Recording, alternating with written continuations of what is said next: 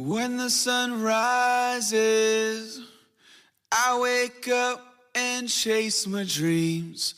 I won't regret when the sun sets, 'cause I live my life like I'm a beast.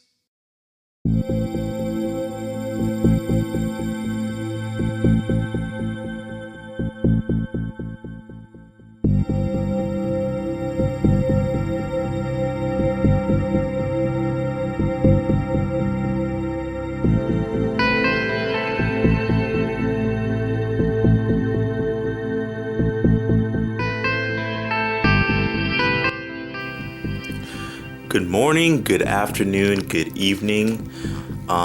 This is Nick Ross here with Bodyoflegends, coming at you guys being 2.5 weeks out of FitCon and 3.5 weeks out of Fitness Extravaganza. Bringing you guys a leg workout. Yes, doing legs. In this workout here, you're not gonna see anything heavy, you're not gonna see anything crazy. And this workout is, mainly just to focus on, blood. Meaning I'm trying to do specific movements that are going to emphasize the maximum amount of blood in each individual muscle that is in my leg. Meaning quads, hamstrings, and glutes. First start off with a set of leg extensions. And the weight was relatively light, but I tried to squeeze and contract. I held the top portion of the positive rep for about 1.5 seconds or almost 2 seconds. Really trying to just squeeze, like I say, force as much blood in every individual fiber. And I know this might sound like a little bit of bro science, but I do believe that actually helps with separation. A lot of people are saying that my physique is unbelievably separated, meaning that my hamstrings, my quads, my bicep, tricep, brachialis separation, everything is separated. And I do believe that is because of the way that I train. I train with a lot of volume, meaning a lot of reps. Even if I'm doing heavy weight, I'm doing heavy weight with a lot of reps. And when doing those reps, every single rep is a squeeze, a really hard, dense mind to muscle squeeze and contraction. And I've been training like that for months and months and months. And I do believe that's definitely mold my separation. I do believe that's actually maybe help promote muscle maturity. I do believe that. I do believe when you squeeze and contract and hold your reps, really hold your reps for as long as you can, maybe 2, 3, 4 seconds at a time, just hold it and squeeze it. I do believe that can actually help promote the development of muscle maturity, meaning that the muscle is going to look more mature than it actually is. Me, I'm 21 years old, but people saying that, I have ridiculous separation for my age. And I do believe that's because of the way that I train. That holding training type of, protocol, I think that is definitely beneficial for the separation. I did a few, movements. I did the Jefferson squat, and I know that's going to look a little weird, but Jefferson squats, I think they're probably one of the best movements you can do for your hamstring glute tie-in. When you go down and when you come up, the amount of force you can just, connect with your glute and hamstring is just amazing. Like I can squeeze so hard with my glute and I just feel it. I feel the bottom portion just completely activate and just tense up.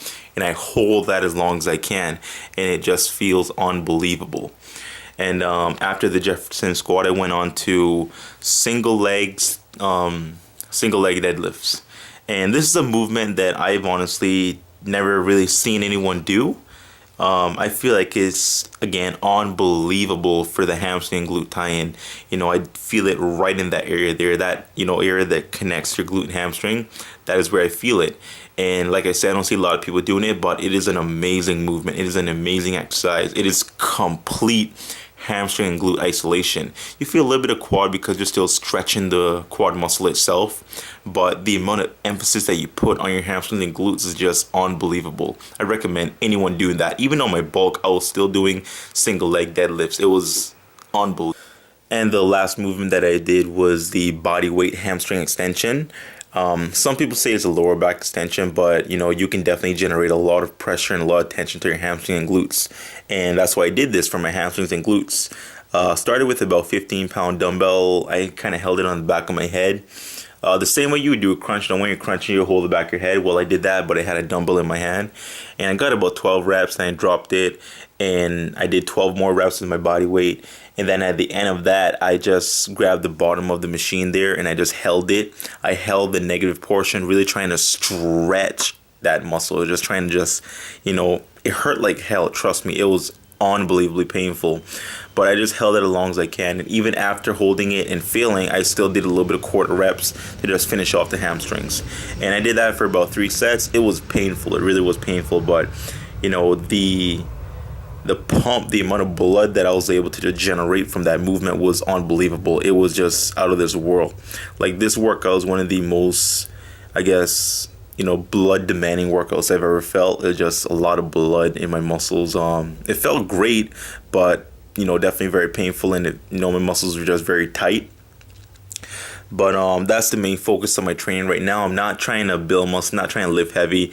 I'm not trying to break no PRs. You know, my body fat's too low. Like, I've been injured before from lifting retarded, and I'm trying to be more mindful. I'm trying to be more considerate of the fact that I can hurt myself. So, you know, you're not going to see me do any, you know, crazy deadlifts and dumbbell presses. You're not going to see that. What you're going to see is me trying to squeeze, contract, hold, flex the muscle, and just finish off the little bit of details that I can. I'm not going to lose any muscle because I'm still training. But, you know, my emphasis, like I said, is just, you know, try to get blood in the muscle and try to just get it round and full. So that is it, guys. Thank you very much. Nick Ross, Bodyoflegends. Tune in to next time. Bye-bye.